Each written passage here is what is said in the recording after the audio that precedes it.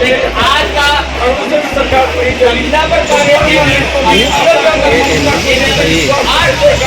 वाले लोग हैं।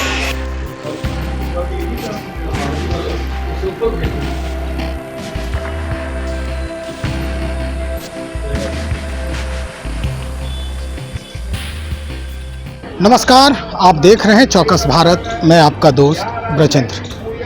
मेरे पीछे जो देख रहे हैं महिलाओं की भीड़, ये महिलाएं जो हैं वो एएनएम हैं और हर स्वास्थ्य विभाग में, यानी जो भी अस्पताल हैं बिहार के और पटना में जो भी बड़े अस्पताल हैं या छोटे अस्पताल हैं, वहाँ पर बतौर एएनएम ये काम कर रही हैं। लेकिन इनके साथ एक शब्द और जुड़ा हुआ है, वो है संविदा पर नियुक्त एएनएम। अब सरकार की नीति जो है इनके विपरीत जा रही है और ऐसी परिस्थिति में ये लोग बेरोजगारी के डर से काफ़ी जो है हतोत्साहित हो रहे हैं। इनके अंदर जो टैलेंट है वो धीरे धीरे धूमिल हो रहा है, वो मरने के कगार पर है। इनकी जो प्रतिभा है वो अब काफ़ी चिंतनशील हो गई है। हम सीधे बातचीत करने का प्रयास कर रहे हैं। कुछ लोग हैं यहाँ पर जो एएनएम हैं, उनसे भी हम बातचीत करेंगे। और लेकिन यहाँ जो कर्ता धर्ता हैं या अध्यक्ष हैं इस पूरे ग्रुप के, इस पूरे जो महकमा है एएनएम का पूरे बिहार में, उन लोगों के जो अध्यक्ष हैं उनसे भी हम बातचीत करेंगे। तो चलिए कोशिश करते हैं। मिश्रा जी, दूसरी बार ज्ञापन दिया है आपने। इस बार के ज्ञापन में हम भी आपके साथ थे, लेकिन कुछ भी जो अधिकृत लोग हैं वो कहने से इनकार कर दिए हैं। अभी तक सिविल सर्जन लगभग 2 बजने वाला है, 2 बज चुके होंगे, अभी तक सिविल सर्जन महोदय नहीं आए हैं। तो अब क्या होगा? ज्ञापन फिर से लग रहा है आपको, चूंकि आपने पिछले 12 को दिया, आज 1 अगस्त है, क्या लग रहा है आपको? लेकिन सिविल सर्जन के बिहाफ में डीपीएम साहब ने अभी लिया हम लोग का ज्ञापन और बोले कि इसको भेज दिया जाएगा। 12 तारीख वाले उन्होंने बोला कि शायद भेज दिया गया, लेकिन अभी तक हमको उसका कॉपी प्राप्त नहीं है। तो हम कैसे मान लें कि भेज दिया गया है? जब तक उसकी कॉपी नहीं मिल जाती, उसकी प्रतिलिपि नहीं मिल जाती है, तब तक उसको मानने के लिए हम तैयार नहीं हैं। उनसे हम अनुरोध किए हैं। सिविल सर्जन साहब अभी तक नहीं आए हैं। हम चाहेंगे कि हम आते हैं तो लोग उनसे भी जाकर मिलने का काम करेंगे कि 12 तारीख को हम लोग दिए ज्ञापन अभी तक नहीं गया। सिविल सर्जन के सिग्नेचर से वहाँ जाने वाला है और सिविल सर्जन अगर जब आते हैं उनसे हम लोग मिलेंगे, बात करेंगे, सारी समस्याएं उनके संज्ञान में लाने का हम लोग काम करेंगे। पहले वाली की प्रतिलिपि नहीं मिली है, तो ये कैसे संभव है कि इस बार आपकी हमारी जो काम है लगातार आंदोलन करना, ये लोग नहीं चाहते हैं कि सरकार तक हमारी बात जाए और सरकार के काम में अड़चन यही लोग डाल रहे हैं। अगर नहीं भेज रहे तो सरकार के काम में यही अड़चन डाल रहे हैं कि सरकार तक एएनएम का जो समस्या है उनके संज्ञान में नहीं लाने देना चाहते हैं। हम चाहेंगे पटना सिविल सर्जन से कम जो हमारा मांग पत्र उसको कम से कम अविलंब उसको भेजने का काम करें, उसकी कॉपी हम लोग को उपलब्ध करें संगठन को। विधानसभा सत्र चल रहा था, उस समय भी आपने आंदोलन किया, उसके पहले भी आंदोलनरत थे, मांगे आपकी जायज है जैसा कि आप लोग कह रहे हैं। तो अब क्या, कहाँ समस्या आ रही है, क्यों नहीं सुन रही सरकार? देखिए, राज्य स्वास्थ्य समिति कार्यपालक निदेशक जो है अभी तक कोई बुलावा हमको नहीं दिए है और जब तक बुलावा नहीं भेजेंगे तब तक बिहार चिकित्सा जन स्वास्थ्य कर्मचारी संघ जाकर के बात करने को, स्वतः जाकर के बात करने को तैयार नहीं है।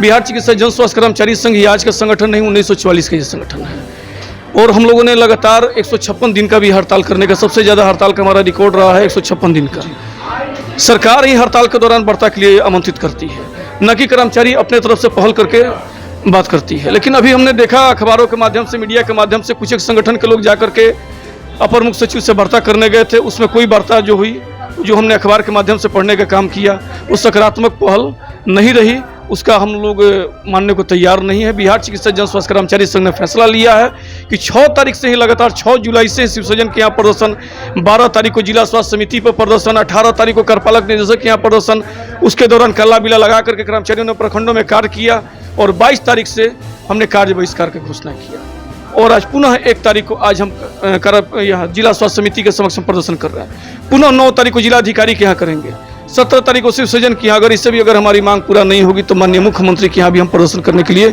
बाध्य होंगे, जिसकी सारी जवाबदेही स्वास्थ्य प्रशासन की होगी, राज्य स्वास्थ्य समिति की होगी, कार्यपालक निदेशक। स्वास्थ्य प्रशासन से आपने मिला है कि नहीं, कभी मुलाकात हुई है इस बाबत? स्वास्थ्य प्रशासन को लगातार हम पत्राचार कर रहे हैं, मांग पत्र भेज रहे हैं, लेकिन उनके द्वारा अभी तक कोई पहल इस पर नहीं की जा रही है। हमारी बुलावा नहीं, कोई बुलावा नहीं आ रही है। 12 तारीख को जिला स्वास्थ्य समिति के सचिव के द्वारा हमने मांग पत्र भिजवाने का काम किया। 18 तारीख को कार्यपालक निदेशक के यहाँ डायरेक्ट हम लोगों ने भेजा, लेकिन अभी तक हमारी मांग पर कोई विचार नहीं हो रही है। FRAS संबंधी जो 18 तारीख को आदेश कार्यपालक निदेशक द्वारा निकाला गया कि 22 तारीख से इसको उपस्थिति हर हाल में अनिवार्य किया जाता है, तो बिहार चिकित्सा जन स्वास्थ्य कर्मचारी संघ ने निर्णय लिया कि 22 तारीख से जो उपस्थिति बनाना है तो उसी दिन से हम लोगों ने कार्य बहिष्कार का निर्णय लिया और इसका हम लोगों ने कड़ा निंदा की। अमित जी, कितना संख्या है लगभग ये? अभी आप हर जिला में ये आंदोलन चल रहा है। आज पटना में आप देख रहे हैं सैकड़ों की संख्या में यहाँ कर्मचारी NHM के जुटे हुए हैं। सरकार का नियम है और सरकार का कहना भी है कि काम नहीं तो वेतन नहीं। यहाँ काम करने के बावजूद 4 माह से वेतन नहीं, किस नियम के तहत 4 माह से सरकार वेतन मानदेय नहीं दे रही है? हम ये सरकार से पूछना चाहते हैं। कोई रीजन नहीं, उसके बावजूद भी जाकर के आला अधिकारी द्वारा औचक निरीक्षण में जाकर के अनुपस्थित किया जा रहा है। आप वेतन नहीं दे रहे हैं, मानदेय नहीं दे रहे हैं, उसके बावजूद आप अनुपस्थित कर रहे हैं। ये क्या रीजन है?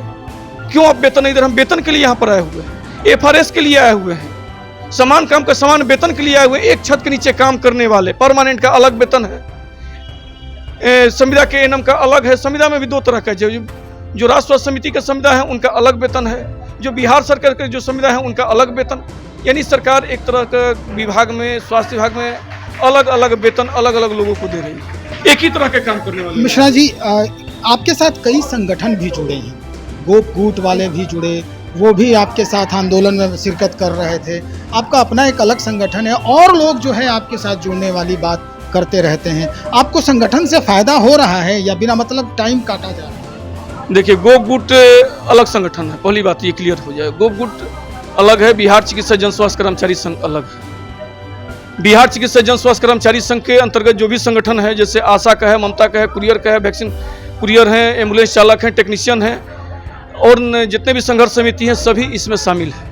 उन सभी का समर्थन प्राप्त हो रहा है। अगर आने वाला दिन में अगर मांग पूरा नहीं होती है तो सभी लोग को एकजुट करके सभी को कार्य बहिष्कार कराने 2025 में इलेक्शन है, उसके पहले उम्मीद है कि आप लोग परमानेंट कर दिए जाएंगे? सरकार ने तो घोषणा की है, माननीय मंत्री के द्वारा बताया गया कि ड्रेसर का, फार्मासिस्ट का, ANM का, अन्य सभी पदों पर बहाली निकालने की बात कही गई है। वो तो कई वर्षों से सुन रहे हैं, लेकिन अभी तक ये बहाली की सिर्फ अखबारों और टेलीविजन में आ रहा है, लेकिन धरातल पे कुछ नजर नहीं आ रहा है।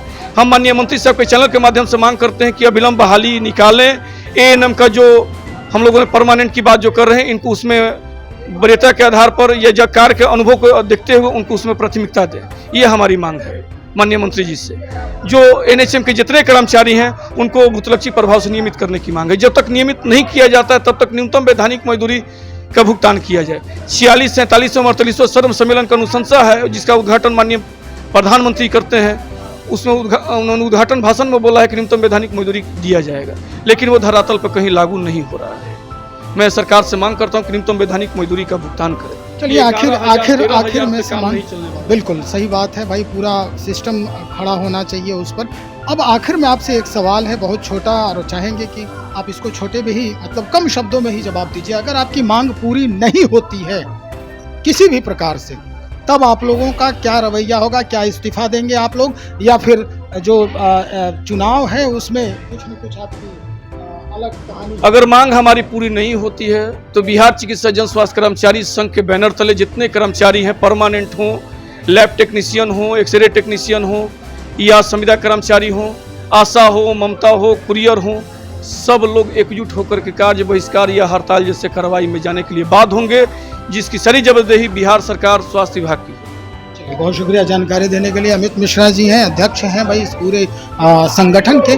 स्पष्ट कर दिया है कि अगर सरकार इस मुद्दे पर काम नहीं करती है, सुनवाई नहीं करती है, तो निश्चित तौर पर ये पूरा विभाग जो है वो ठप कर दिया जाएगा, क्योंकि इनके बदौलत ही इस विभाग में चहलकदमी होती है और लोग काफ़ी लाभान्वित होते हैं, जो इनके जो अस्पताल हैं वहाँ पहुँचते हैं अपना दुख दर्द लेके। तो चलिए देखते हैं सरकार कब इनके बारे में सोचती है और कब इनके जो दुख दर्द है उसकी सुनवाई होती है, और फिर हम इनसे बात करेंगे।